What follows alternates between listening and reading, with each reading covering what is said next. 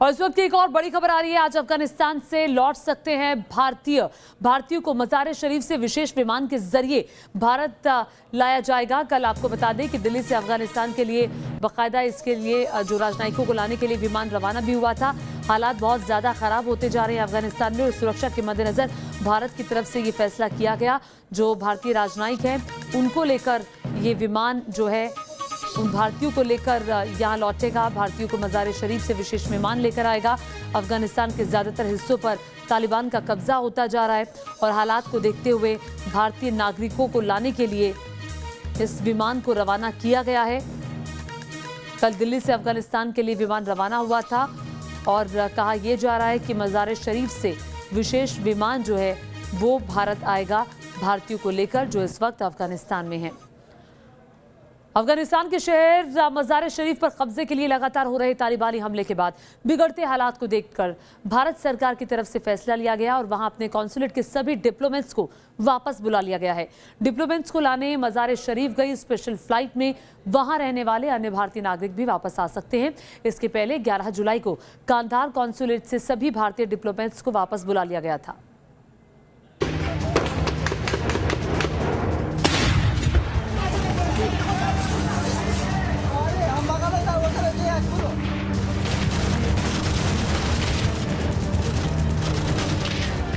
गोलियों की तड़तड़ाहट, तोप के गोलों के धमाके, बमों की लगातार बरसात, अफगानिस्तान का कोना कोना बारूदी गंध से थर्रा रहा है। तबाही की ये तस्वीरें अफगानिस्तान के मज़ार शरीफ की हैं। मजहबी जुनून और मुल्क पर सियासी कब्जे के इरादे से हो रहे मानवता पर हमले की ये तस्वीरें किसी का भी कलेजा कंपा सकती हैं।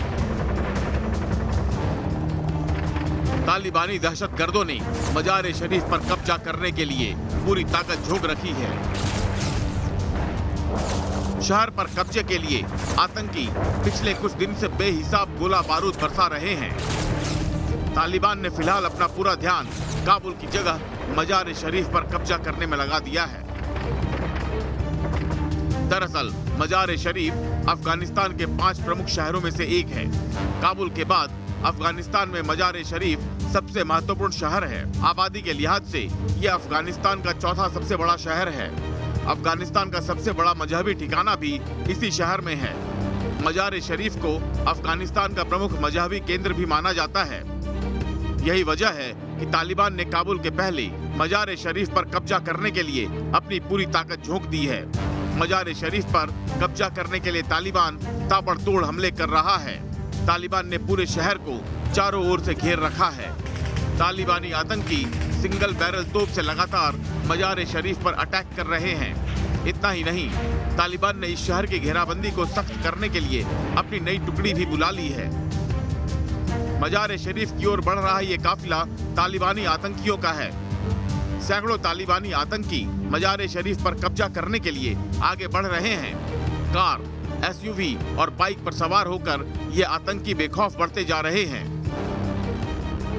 मज़ार शरीफ समेत देश के अलग अलग हिस्सों पर कब्जे की इस जंग के कारण अफगानिस्तान अभी ऐसे वार जोन के रूप में तब्दील हो चुका है जहां घातक हथियारों के साथ शुरू हुई ये खूनी जंग शांत होने का नाम नहीं ले रही है।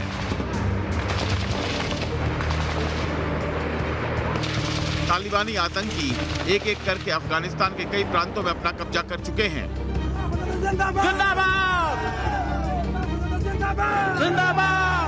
अफगानिस्तान में अभी आर पार की लड़ाई जारी है। तालिबान पिछले एक हफ्ते में कई प्रांतीय राजधानियों पर कब्जा कर चुका है। उत्तर में कुद्दूस, सरे पोल और तालोकान पर तालिबान ने कब्जा कर लिया है। इसी तरह दक्षिण के निमरोज प्रांत की राजधानी जरांज और नवजान प्रांत की राजधानी शबरघान पर भी भीषण लड़ाई के बाद तालिबान का कब्जा हो गया है। तालिबानी आतंकियों के मज़ार शरीफ पर हमले के बाद वहां रहने वाले हिंदू और सिख समुदाय के लोगों की जिंदगी भी खतरे में पड़ गई है।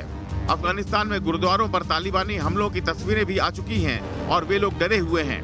वहाँ पर 50 फैमिली बची हैं। तकरीबन 45 फैमिली जो हैं वो सिख्स की हैं, 5 फैमिली हिंदूज की हैं। तकरीबन 200 लोग कुल बचे हैं वहाँ पर। उनको भी अपनी जान और माल का बहुत बड़ा खतरा है। वो बीच में लटके हुए हैं और इंतजार कर रहे हैं कि वो क्या करें। दूसरी ओर इस हमले के बाद भारत सरकार भी सतर्क हो गई है।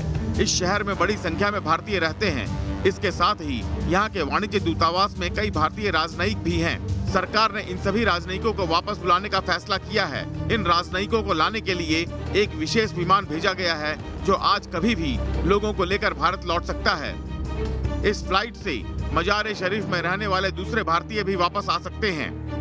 तालिबानी हमले को देखते हुए सरकार ने अपने डिप्लोमेट्स और भारतीय नागरिकों को वापस लाने की कवायद तो शुरू कर दी है, लेकिन बड़ा सवाल ये भी है कि मजार शरीफ या अफगानिस्तान के दूसरे हिस्सों में रहने वाले वहाँ के सिख और हिंदू नागरिकों का क्या होगा? क्या भारत सरकार उन लोगों को भी एयरलिफ्ट कर भारत लाएगी या फिर उन्हें तालिबानी आतंकियों के रहमो करम पर ही छोड़ दिया जाएगा? Team news nation. और पाकिस्तान की माफ कीजिएगा, अफगानिस्तान के बिगड़ते हालात को लेकर भारत सरकार की तरफ से ये बड़ा फैसला लिया गया है।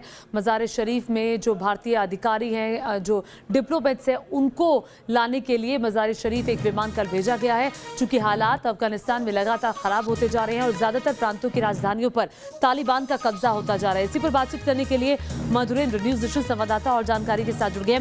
मधुरेंद्र, अफगानिस्तान के हालात बेहद खराब होते जा रहे हैं और इस बीच ये फैसला बहुत अहम है जो भारत सरकार ने लिया। देखिए, भारत सरकार लगातार कोशिश कर रही है कि तालिबान के कब्जे से जो है वो कहीं न कहीं जो इलाके फंसते जा रहे हैं वहां से निकला जाए और खासतौर पे जो एम्बेसी जो है वहां से डिप्लोमेट को निकाला जाए, भारतीय नागरिक को उसको निकाला जाए। और इसी क्रम में मजार शरीफ का इलाका उज्बेकिस्तान और तजाकिस्तान की सीमा से लगता है, जहां पर तालिबान पूरी तरह से कब्जा कर चुका है। वहां से स्पेशल फ्लाइट जो है वो अरेंज करनी पड़ी और जो सुबह दिल्ली आई उसमें 50 लोग मजार शरीफ से दिल्ली लाए गए हैं। और जाहिर है कि समूचा इलाका तालिबान के कब्जे में जा चुका है। आप देखिए तो तीसरी एडवाइजरी जो है वो जारी कल भारत सरकार ने की है, खासतौर पर अफगानिस्तान में रहने वाले भारतीय नागरिकों को लेकर कि वो जल्द से जल्द जो है अफगानिस्तान को छोड़ दें और सुरक्षित जो है घर लौट आएं। तो हालात वहाँ पर बेहद खराब हैं और जो उम्मीद की जा रही है और ज्यादा खराब होंगे जिस तरह से तालिबान तेजी से आगे बढ़ रहा है। और बिल्कुल, और पिछले 2-3 दिनों के